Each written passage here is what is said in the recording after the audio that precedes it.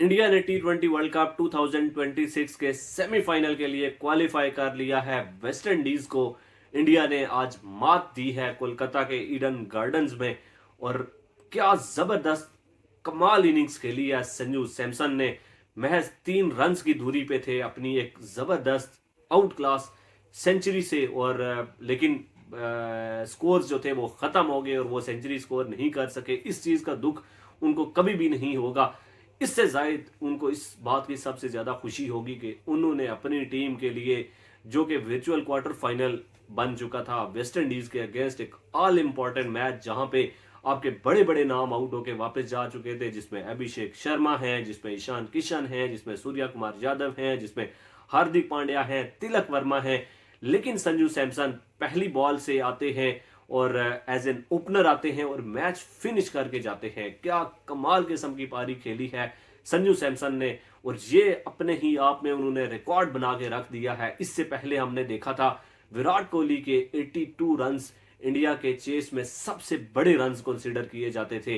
वो ऑस्ट्रेलिया के against 82 runs की पारी, फिर पाकिस्तान के अगेंस्ट मेलबर्न 2022 के टी20 वर्ल्ड कप में नॉट आउट इनिंग्स 82 रन्स की, वो जो थी वो आज तक वर्ल्ड कप की हिस्ट्री की इंडियन किसी भी बैटर की तरफ से वो सबसे टॉप क्लास इनिंग्स कंसीडर की जाती थी। लेकिन आज जो संजू सैमसन ने किया है, चेस में आके 97 रन्स स्कोर किए हैं, यानी कि आधे रन जो है वो अपनी टीम की तरफ से संजू सैमसन ने बनाए हैं। और 200 के स्ट्राइक रेट के साथ उन्होंने बैटिंग की है। इससे आप अंदाजा लगा सकते हैं कि कितनी कंपोज किस्म की बैटिंग संजू सैमसन की तरफ से देखने को मिली। हालांकि ये इस तरह के बैटर हैं कि कोई रैश किस्म का शॉट नहीं खेलते हैं, सीधे बल्ले के साथ खेलते हैं, सिंगल लेते हैं, डबल लेते हैं, ग्राउंड शॉट खेलते हैं।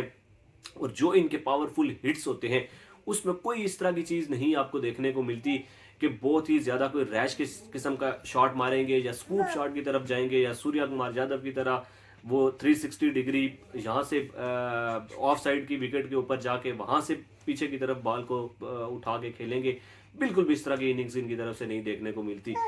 जबरदस्त किस्म के एफर्टलेस किस्म के शॉट्स और डीप जाते हैं विकेट के अंदर, क्रीज के अंदर जाके, और वहां से बॉल को बाउंड्री की राह दिखाते हैं। बहुत कमाल किस्म की इनिंग्स संजू सैमसन की तरफ से। और ये वो प्लेयर है जिसने 10 साल पहले इंडिया के लिए डेब्यू किया था, लेकिन उसके बाद इनको कभी टीम के अंदर रखा जाता है, कभी बाहर निकाल दिया जाता है। अब भी वर्ल्ड कप के बहुत ज्यादा मैचेस इन्होंने नहीं खेले, सिवाय 2 मैचेस जो इससे पहले उन्होंने खेले, उसमें कोई मिली जुली परफॉर्मेंस इनकी तरफ से देखने को मिली, आउट होके वापस चले गए थे।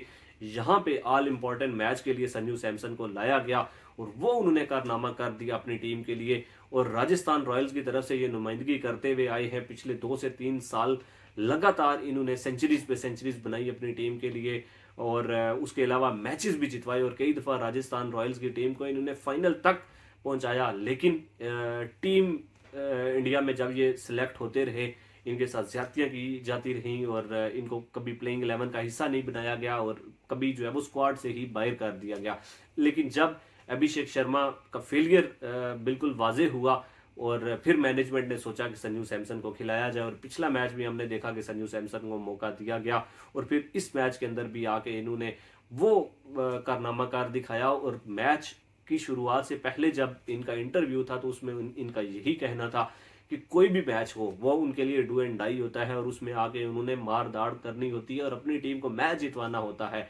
और कोई भी मैच उनके लिए, ठीक है ये वेस्ट इंडीज वाला मैच वर्चुअल क्वार्टर फाइनल था, लेकिन वो अंडर प्रेशर नहीं थे और वो उसको एक एज ए आम मैच जिस तरह से वो खेलते हैं वो उस तरह से लेके चलेंगे।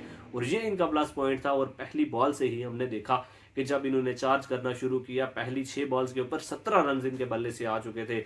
लेकिन जब विकेट्स गिरने का सिलसिला शुरू हुआ, अभिषेक शर्मा आउट होके चले गए, फिर ईशान किशन आउट होके चले गए, सूर्या कुमार यादव आउट होके चले गए, तिलक वर्मा आउट होके चले गए, लेकिन ये जो है वो आउट नहीं हुए और रन बॉल के हिसाब से कभी खेला। और कभी जब ऐसा मोमेंट आया कि रन रेट 11 से ऊपर जा रहा है तो फिर वहां पे आके इन्होंने बाउंड्रीज भी स्कोर की और एक ओवर के अंदर 14-14, 15-15 रन भी बटोरे। तिलक वर्मा के साथ खड़े होके या हार्दिक पांड्या के साथ खड़े होके जितनी दाद दी जाए कम है। इंडियन टीम ने क्या कमाल करके रख दिया है इस वर्ल्ड कप के अंदर, और अब सेमीफाइनल के लिए पहुंच चुके हैं। और काफी ज्यादा मुश्किल होगा बाकी टीम्स के लिए इंडिया को इंडिया के अंदर जाके बीट करना सेमीफाइनल। इंग्लैंड के अगेंस्ट खेला जाएगा इंडिया का, और वो जो मुकाबला होगा वो बहुत ज़बरदस्त होने जा रहा है।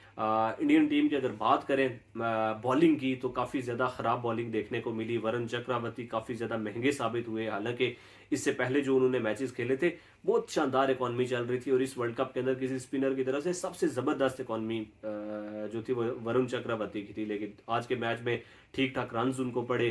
फिर हार्दिक पांड्या की अगर बात करें, ठीक है वो विकेट्स निकालते हैं बीच में आके, लेकिन उनको भी ठीक ठाक रन्स पड़ गए। बुमराह 4 ओवर के अंदर 36 रन, लेकिन वो जो 2 विकेट्स एक ही ओवर के अंदर उन्होंने निकाले थे, वहां से वेस्ट इंडीज की कमर टूटी और फिर वो 195 तक गए। शायद कि वो अगर विकेट्स ना निकलते तो वेस्ट इंडीज 10 से 15 रन मजीद स्कोर कर सकती थी।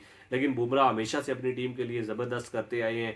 ठीक है, आपको मैच इस तरह के मैचेस में वेस्ट इंडीज़ जैसी टीम के अगेंस्ट जब खेलते हो और इस तरह की पिचेस के ऊपर, तो आपको ठीक ठाक मार पड़ भी सकती है। फिर अगर बाकी बॉलर्स की बात करें, अर्शदीप उनको ठीक ठाक मार पड़ गई। फिर जो बाकी मतलब तकरीबन ऑलमोस्ट सारे बॉलर्स को 10 या 9 की इकॉनमी के साथ रन पड़े हैं। अक्षर पटेल की अगर बात करें, उन्होंने आके हालांकि पावर प्ले के अंदर भी एक ओवर डाला था, लेकिन वो भी काफ़ी महंगे साबित हुए। ठीक है, इस तरह के मैचेस के अंदर जब हाई स्कोरिंग गेम्स होती हैं तो फिर आपको 10-9 की इकॉनमी के साथ अगर रन पड़ते हैं तो वो ठीक है, इतना ज़्यादा मैटर नहीं करता। मैटर ये करता है कि आपने ये मैच जीता है और आप आज जो है वो अगले मरहले के लिए क्वालिफाई कर गए। वेस्ट इंडीज़ की बॉलिंग जो है वो हमेशा से सरदर्द बनी रही है, और ये अगर बोर्ड के ऊपर 220 भी लगाते हैं तो फिर भी दूसरी टीम की जो है वो इस तरह की बॉलिंग लाइन आपको दबोच सकती है और इनके अगेंस्ट आके रन स्कोर कर सकती है। रोमारियो शेफर्ड की बात करें, 2 ओवर्स के अंदर अच्छे खासे रन उन्होंने दे दिए। फिर जो फोर्ड थे इनके, वो मैथ्यू फोर्ड 3 ओवर्स के अंदर 22 रन उन्होंने दिए थे, उनसे चौथे ओवर उनसे नहीं करवाया गया। अगर मोती की बात करें, उनको ठीक ठाक रन पड़ गए। फिर अकील हुसैन पावर प्ले के अंदर आए, उन्होंने ओवर किए, उनको ठीक ठाक रन पड़ गए। फिर जेसन होल्डर से आपने 4 ओवर्स करवा दिए, ठीक है, उन्होंने 2 विकेट निकाले, वो ठीक ठाक महंगे साबित हो गए।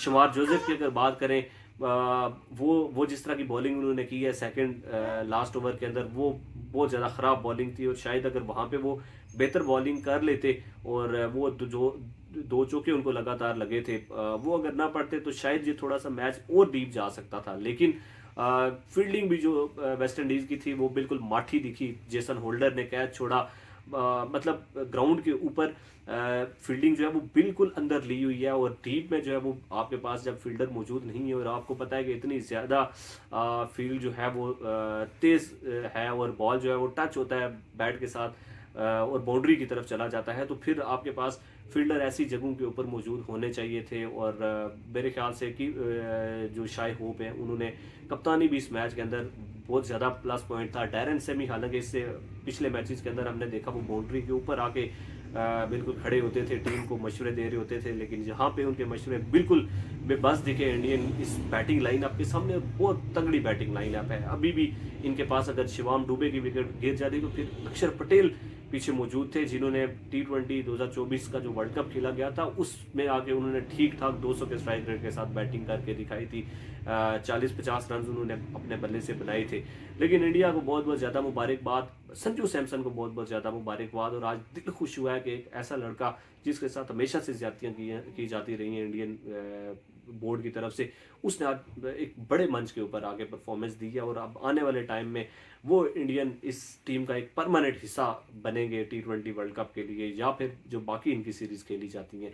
अब सेमीफाइनल में इंग्लैंड का मुकाबला इंडिया के साथ होगा और पंजा आजमाई ज़बरदस्त होगी, क्योंकि इंग्लैंड ऐसी टीम है कि जो कभी भी किसी भी टीम के सामने हार नहीं मानती है, और ख़ास तौर पे जब वो इस तरह की सिचुएशंस के ऊपर आते हैं जहाँ पे डू एंड डाई सिचुएशन होती है, तो फिर वो बहुत ज़बरदस्त परफॉर्मेंस उनकी तरफ से देखने को मिलती है। इंशाल्लाह मिलेंगे आपके साथ नेक्स्ट वीडियो में, तब तक के लिए आपसे इजाज़त चाहूँगा। दुआ में याद रखिएगा, अपना बहुत सारा ख्याल रखिएगा। अल्लाह हाफिज़।